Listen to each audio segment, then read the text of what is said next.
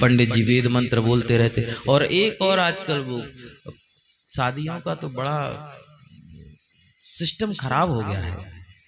आजकल पंडित जी लोगों से विवाह नहीं होता। पूरा विवाह कराने में अहम भूमिका रहती कैमरा वाले, कैमरा। और आजकल तो प्री वेडिंग शूट, शादी के पहले शूटिंग होती है, लड़का लड़की जाते हैं, शूटिंग होती है। ये एक नंबर की नौटंकी है। ये नहीं होना चाहिए, ये निंदनीय है ये।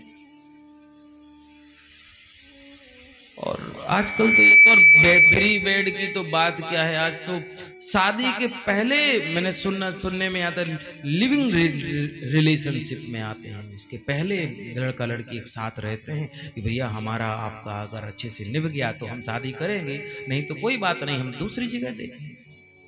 तो पहले रह करके देख लेते हैं कि हम एक दूसरे के प्रति अच्छे रह पाते हैं, हमारी एक दूसरे के प्रति भावनाएं अच्छी रह पाती है कि नहीं।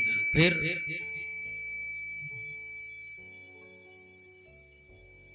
पंडित जी को तो ना हर बार पंडित जी ऐसे हो जाओ, पंडित जी वैसे हो जाओ, कैमरा वाला फोटो खींच रहा है, रात भर परेशान करता है, ऐसा ऐसा। हम रखो उसकी। श्री राधे बोलो वृंदावन बिहारी लाल।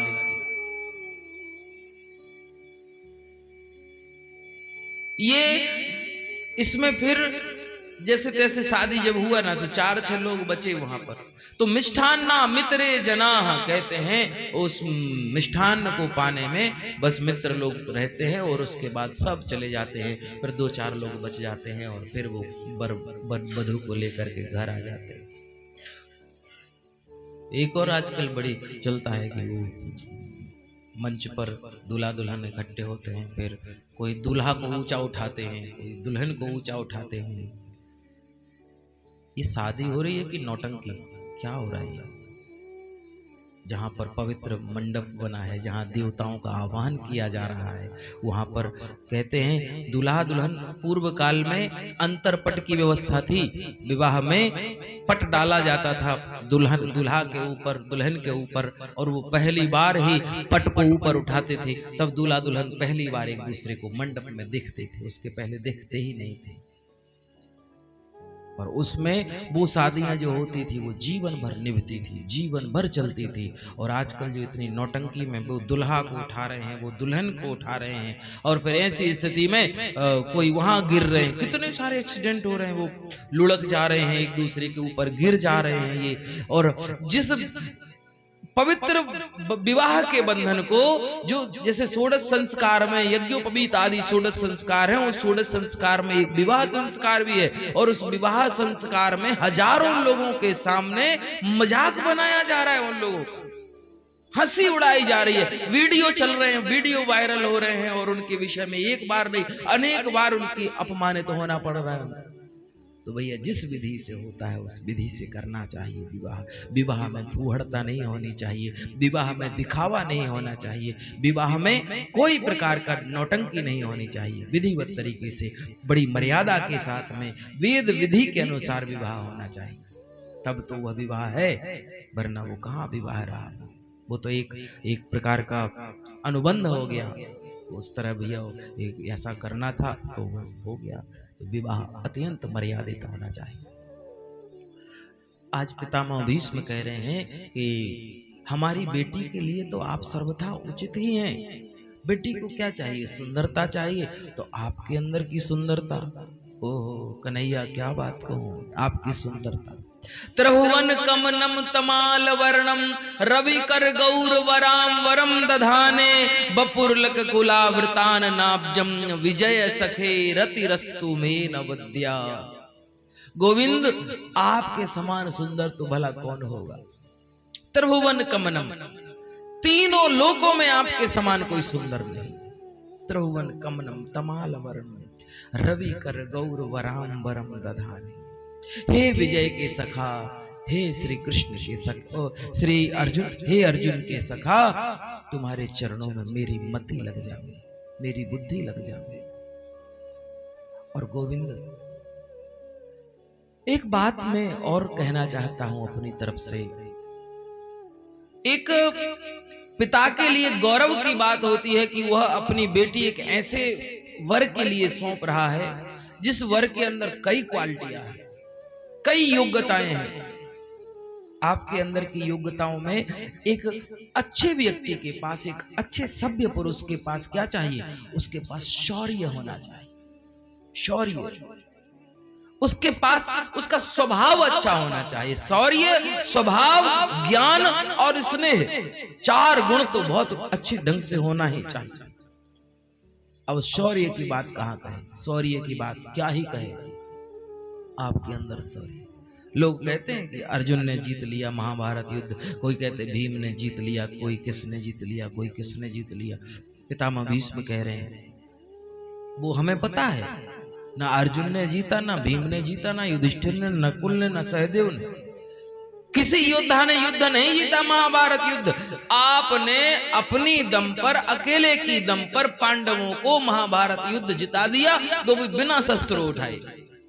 ये आपके शौर्य का सबसे बड़ा प्रमाण है गोविंद, आपका शौर्य कितना है। और दूसरा स्वभाव, आप अखिल कोटि ब्रह्मांड नायक है, पर ब्रह्म है, परमात्मा है, जगत नियंता है, जगत के आधार है। और गोविंद क्या ही कहूं, आपकी सरलता इतनी है, आप में सौम्यता इतनी है कि अर्जुन ने कहा कि मेरे सारथी बन जाओ, तो उसके सारथी बन गए। प्रेम के बस अर्जुन रथ हांक्यो, भूल गए ठकुराई।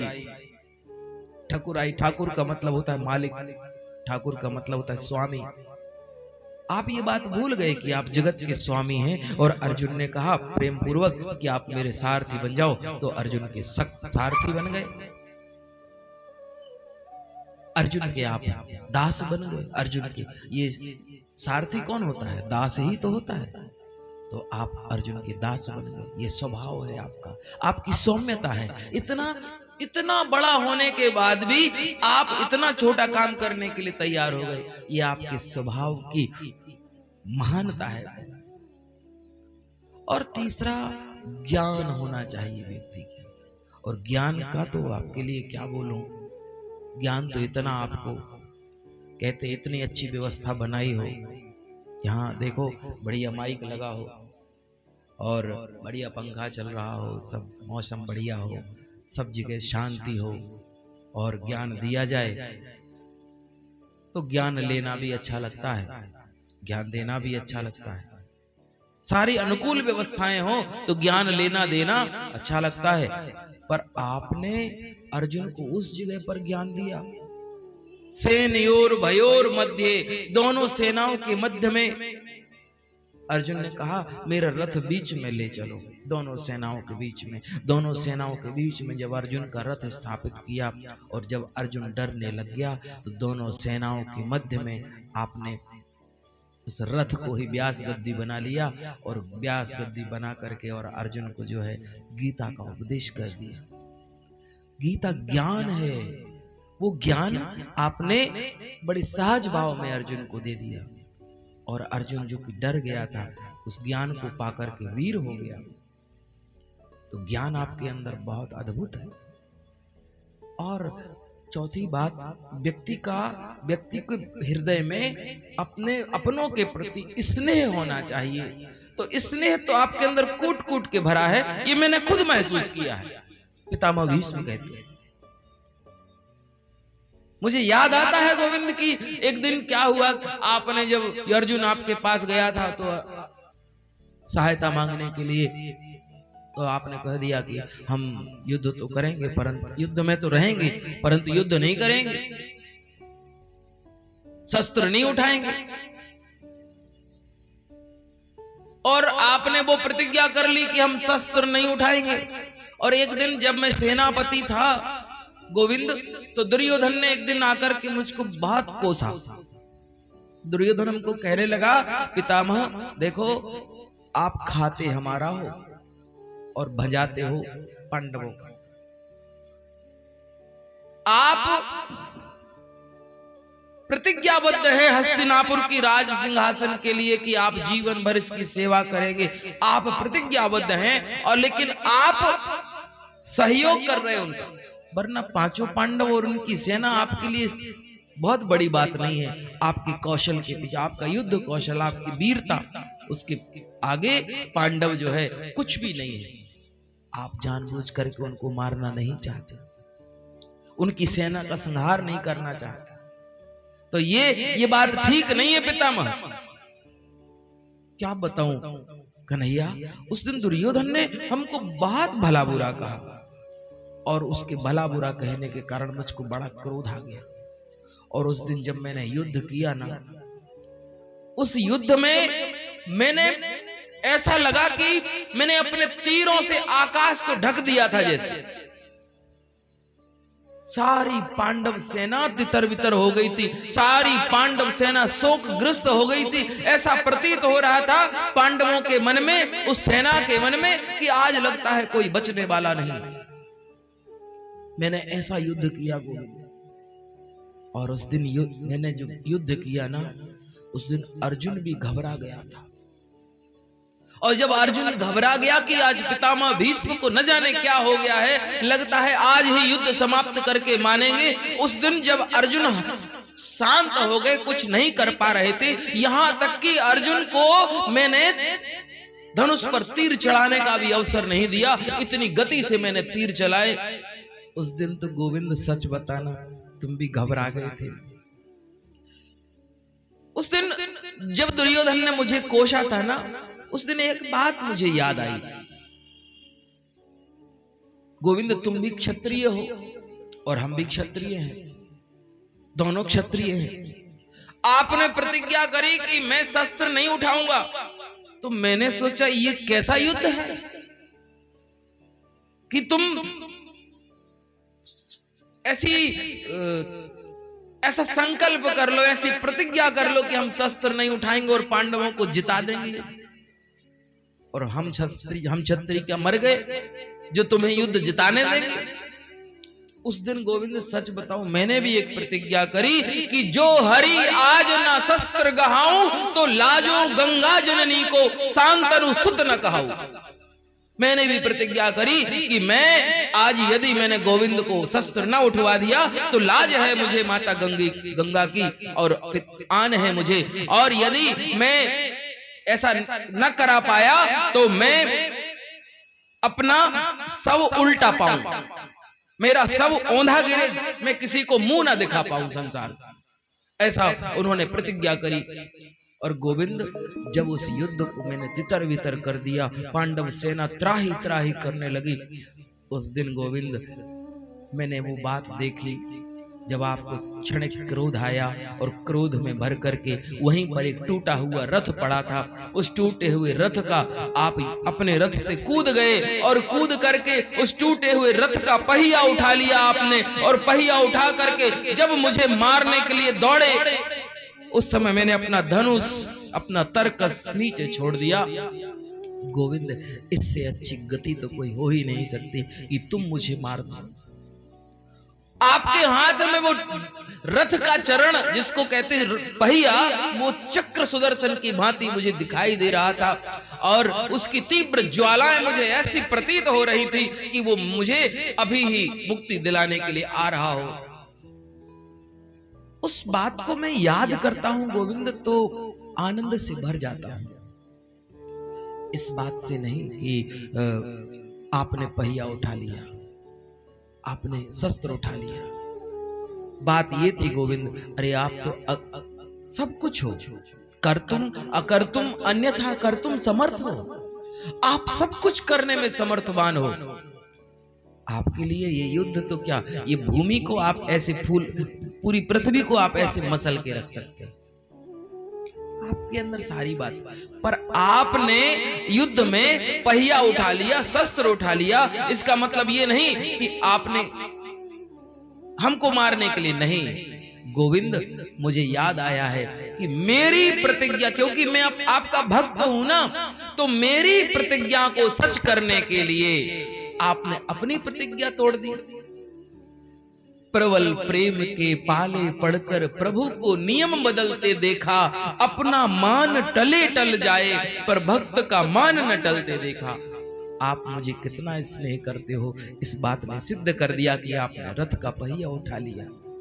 गोविंद, आपके समान स्नेह करने वाला और कोई नहीं हो सकता।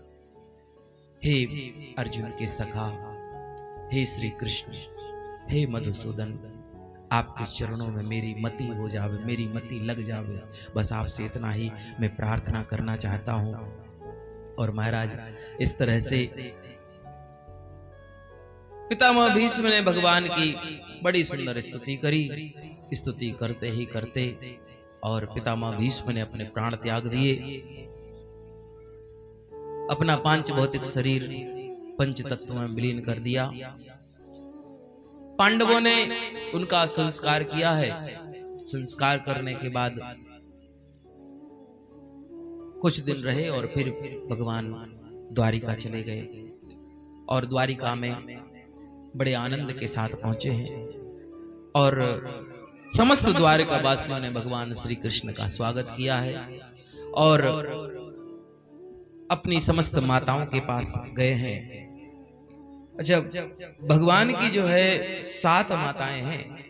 वसुदेव जी की 7 पत्नियां हैं और भगवान श्री कृष्ण 7 माताओं को एक समान प्रेम करते हैं। पौरवी सबसे बड़ी पत्नी है उनकी, पौरवी, रोहिणी, भद्रा, मदरा, रोचना और इला, और सबसे छोटी है देवकी। तो भगवान जो है वो देवकी के पुत्र हैं, लेकिन अपनी 7 माताओं को बराबर प्रेम करते हैं। 7 माताओं को मिले, अपनी समस्त पत्नियों को मिले, अपने समस्त पुत्रों को मिले और कुछ ही दिन रहे वहां पर, जब तक यहाँ उत्तरा के गर्भ में जो शिशु जिसकी रक्षा करके भगवान आए थे उनको प्रसव हो गया। 9 महीने पूरे हो गए और फिर वहां से जो है श्री भगवान द्वारिकाधीश आज चले हैं कि चलो सूचना मिल गई कि पुत्र हो गया है, तो बधाई देने के लिए जाते हैं। और अब श्री कन्हैया आज हस्तिनापुर आए हैं और हस्तिनापुर में उत्तरा के गर्भ से परम भागवत परीक्षित जी का जन्म हो गया। तो अनेक संत महात्मा ऋषि महर्षि उनको आशीर्वाद देने के लिए आए हैं और वही श्री कृष्ण भी आशीर्वाद देने के लिए आए। जब माता कुंती ने बालक परीक्षित को सभी संत पुरुषों की गोद में दिया तो बालक ना तो हंसा और ना ही मुस्कुराया, परंतु जब भगवान श्री कृष्ण के हाथों में दिया तो बालक खिलखिला करके हंसने लगा। और जैसे ही खिलखिला करके हंसने लगा, क्यों हंसा? वो बालक सोच रहा है, अच्छा यही तो वो है जो गर्भ में मेरी रक्षा करने के लिए आए थे और आज इनका दर्शन मुझे हो गया। बड़े आनंदित हो गए। जब माता कुंती सबकी गोद में उस बालक को दे रही थी आशीर्वाद के लिए, तो वह बालक किसी में कुछ ढूंढ रहा था, किसी को पहचानने की कोशिश कर रहा था। परह इच्छिता, दूसरे में कुछ इच्छा रख रहा था। लेकिन जैसे ही भगवान की गोद में गया, जैसे मान लो उसको मंजिल मिल गई हो, जैसे नदी को समुद्र मिल गया हो, जैसे अंधे को नेत्र मिल गए हो, ऐसा ही जो है उनको प्रतीत हुआ और वो खिलखिला करके हंसने लगा। पराईक्षिता, इस कारण से उनका नाम ही पड़ गया परीक्षित। महाराज युधिष्ठिर ने संत महात्माओं से परीक्षित के भविष्य के बारे में पूछा कि बताओ मेरा ये पौत्र कैसा होगा, इसके बारे में आप बताओ। तो उसके विषय में ज्योतिषियों ने सुंदर सुंदर भविष्यवाणी करी। पार्थ प्रजाविता साक्षात इक्ष्वाकुरिव मानवः ब्रह्मण्य सत्य संदश्च रामो दाशरथिर यथा। इक्ष्वाकु, राजा इक्ष्वाकु जैसा ये प्रजापालक होगा और श्री राम के जैसा ये ब्राह्मण भक्त होगा एवं सत्य प्रतिज्ञ होगा, एवं उसी नर नरेश शिवी के समान ये दान दाता होगा। धनुर्धरों में श्रेष्ठ अपने दादा अर्जुन के समान होगा। यह अग्नि के समान तेज और दुर्धर्ष होगा, समुद्र के समान गंभीर और दुस्तर भी होगा। पितामह भीष्म के समान समदृष्टि और भगवान शंकर की तरह यह कृपालु होगा और संपूर्ण प्राणियों को आश्रय देने में भगवान विष्णु के समान होगा। पर कलयुग के दुष्प्रभाव के कारण इनके द्वारा किसी संत का अपराध हो जाने पर इनको 7 दिनों में मरने का श्राप लगेगा। परंतु गंगा तट पर ये पहुंच जाएंगे और एक संत के द्वारा इनका उद्धार होगा। तक्षकादात्मनो मृत्यु द्विज पुत्रोपसर्जितात, एक ब्राह्मण पुत्र के द्वारा इनको 7 दिनों में मरने का श्राप लगेगा। महाराज ऐसा संतों ने उनको भविष्यवाणी करी है। और उसके पश्चात भगवान श्री कृष्ण अब द्वारिका वापस जाने लगे हैं, तो श्री अर्जुन ने भी भगवान के साथ जाने का इच्छा रखी कि गोविंद यदि आपकी इच्छा हो तो मैं भी आपके साथ चलूं क्या द्वारिका, बहुत समय हो गया, मुझको भी ऐसा लगता है कि आपके साथ और रहूं कुछ दिन। भगवान ने कहा चलिए, और अर्जुन को लेकर के भगवान द्वारिका आ गए हैं और द्वारिका में श्री अर्जुन वहां रह रहे हैं। अब यहां पर केवल युधिष्ठिर, भीम, नकुल और सहदेव 4 पांडव हैं, और कौरवों के जो माता पिता हैं धृतराष्ट्र और गांधारी, ये दोनों इनके साथ ही रहते हैं। युधिष्ठिर उनकी बहुत सेवा करते हैं, धृतराष्ट्र, जबकि युधिष्ठिर को पता है कि हमको कष्ट देने में सबसे बड़ी भूमिका दुर्योधन की नहीं है, बल्कि सबसे बड़ी भूमिका धृतराष्ट्र की है, परंतु फिर भी अपने माता पिता के समान उनकी सेवा करते हैं। एक बार विदुर जी धृतराष्ट्र के पास आए और विदुर जी ने धृतराष्ट्र को कहा कि महाराज ये क्या हो रहा है, आप जिन पांडवों को आप जीवन भर परेशान करते रहे, आप और आपके पुत्र मिलकर के उनको जीवन भर प्रताड़ना देते रहे, आज उन्हीं के टुकड़ों पर तुम पड़े हो, तुम्हें लाज नहीं आती? व्यक्ति को संसार में मोह होता है, पर कब तक होता है? एक समय तो ऐसा होना चाहिए कि वह मोह से उसकी निवृत्ति हो जाए, पर आपकी तो निवृत्ति हो ही नहीं रही है। अहो महीयसे जंतुर जीवितासा यया भवान भीमाप वर्जितम पिंडम मादत्ते गृह पालवत। यहां पर तुम्हें लाज आनी चाहिए। वो भीम आते हैं और तुमको कुछ टुकड़ा दे करके जाते हैं और तुम कुत्तों की भांति खाते रहते हो, उसी को अपना जीवन मान रहे हो। अरे नहीं नहीं, वो तो हमें बहुत प्रेम करते हैं, ये उनकी उदारता है। विदुर जी कहते हैं ये पांडवों की उदारता है कि वो तुमको स्नेह करते हैं, पर तुम्हारी अपनी क्या बात है कि तुमने कोई कमी छोड़ी उनको सताने में, और आज बड़े शान से तुम उनके द्वारा उनके डाले हुए टुकड़ों पर कुत्तों की भांति तुम बड़े मौज कर रहे हो। महाराज 2 बातन को याद रख जो चाहत कल्याण, नारायण एक मौत को दूजे श्री भगवान।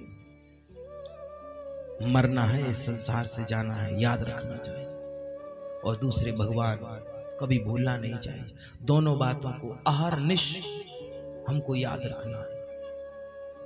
महाराज धृतराष्ट्र को उस उपदेश से इतना ज्ञान हुआ कि उसी रात्रि में विदुर जी के साथ धृतराष्ट्र और गांधारी राज्य को छोड़ करके और चले गए हैं, और कहते हैं एक जगह पर जाकर के और वन में बड़ी आग लगी, उस आग में जल करके धृतराष्ट्र और गांधारी समाप्त हो गए हैं। और महाराज विदुर जी आगे की तीर्थ यात्रा पर चले गए हैं।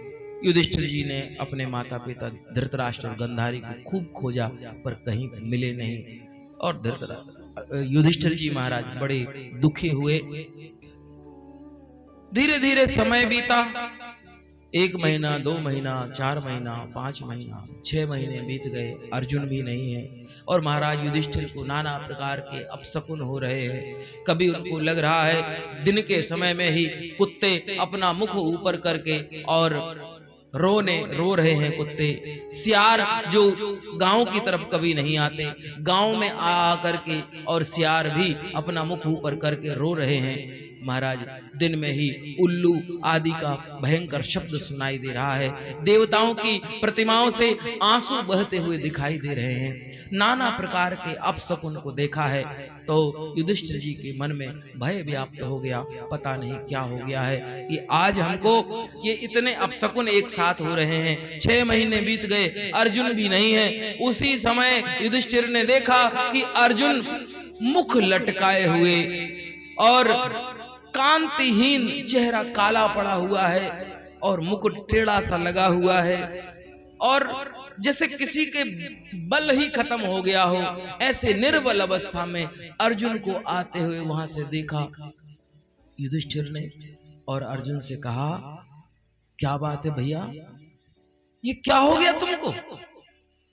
तुम्हारी कांति, तुम्हारी ऊर्जा, तुम्हारा तेज कहां चला गया? सच सच बताओ अर्जुन, तुमसे कोई भयंकर पाप तो नहीं हो गया? कहीं तुमने कोई पाप तो नहीं किया? यदि कोई पाप तुमसे देखो, सच सच बताना, तुमने किसी गौ की हत्या तो नहीं कर दी धोखे से? तुमने किसी ब्राह्मण की हत्या तो नहीं कर दी? तुमने किसी अगम्या स्त्री के साथ गमन तो नहीं कर लिया कहीं? अर्जुन सच सच बताओ, ये तुमने कौन सा महापाप कर दिया जिसके कारण तुम्हारा सारा तेज नष्ट हो गया? क्योंकि मनुष्य के तेज क्षीण होने के कुछ कारण होते हैं। जैसे कोई अगम्या स्त्री के साथ समागम करे, गौ हत्या कर दे, ब्राह्मण की हत्या कर दे, जीवन साथी बिछड़ जावे, अथवा आप कई तरह के पकवान खा रहे हो और सामने कोई भूखा व्यक्ति आपको खाते हुए देख रहा हो, तो भी व्यक्ति का तेज समाप्त हो जाता है। इसलिए बताया गया है कि भोजन और भजन आदि एकांत में होना चाहिए। आपको भोजन करते हुए कोई ना देखे, एकांत। किसी भूखे के सामने यदि अपन भोजन कर लें और भूखा आपको भोजन करते हुए देख ले, तो भोजन करने वाले का तेज समाप्त हो जाता है। बताओ अर्जुन, तुमने ऐसा कौन सा पाप कर दिया जिसके कारण तुम्हारा तेज क्षीण हो गया? आज अर्जुन भैया से लिपट गए, युधिष्ठिर जी से, और लिपट करके कहने लगे, भैया वंचितो हम महाराजा हरिणा बंधुरूपिणा येन मे पहृतं तेजो देव विस्मापनं वंचितो हम महाराजा हरिणा बंधुरूपिणा। बड़े भैया, हम लुट गए, हम बर्बाद हो गए, हम अनाथ हो गए भैया। अरे क्या हुआ अर्जुन, स्पष्ट रूप से बताओ। भैया हमारे प्राणेश्वर श्री कृष्ण हम सबको छोड़ के चले गए, अपने गोलोक धाम चले गए, अब वो हमारे बीच में नहीं है। ओहो, युधिष्ठिर जी तो एक मूर्ति के समान हो गए, जब जिनके कारण आज उनको एक एक घटना याद आने लगी युधिष्ठिर जी को, कि जिन कृष्ण के कारण हमने आज तक सब कुछ प्राप्त किया, द्रौपदी जैसी पत्नी को पाया, महाभारत युद्ध जीता, दुर्वासा जी के साप से जिन्होंने हमें बचाया, पग पग पर जिन्होंने हमारी इतनी मदद करी, वो स्वयं श्री कृष्ण आज हमको छोड़ करके चले गए। अंदर से आती हुई माता कुंती ने ये शब्द सुना कि कृष्ण नहीं रहे, कृष्ण चले गए हैं, तो माता कुंती ने उसी क्षण प्राण त्याग दिए, प्राण ही चले गए सुनकर। पांडवों ने सोचा कि अब वाकई कुछ नहीं बचा हमारे पास, सब कुछ नष्ट हो गया। माता कुंती का संस्कार आदि करने के बाद अभी 6 महीने के हैं उत्तरानंदन परीक्षित, उन 6 महीने के छोटे से शिशु परीक्षित को राज्य सिंहासन पर लिटा दिया और लिटा करके उनका तिलक कर दिया पांडवों ने। और संत साधु सदगुरु और ब्राह्मणों को निवेदन किया कि अब हम यहाँ नहीं रहेंगे, आप जो है राज्य का पालन करें, राज्य का संचालन करें, और कहते हैं श्री परीक्षित जी को राज तिलक करके पांडव वन में चले गए और क्रमशः हिमालय की यात्रा करते हुए सबने अपना अपना शरीर त्याग दिया है। राजा युधिष्ठिर सशरीर स्वर्ग की ओर प्रस्थान कर गए हैं और इस तरह से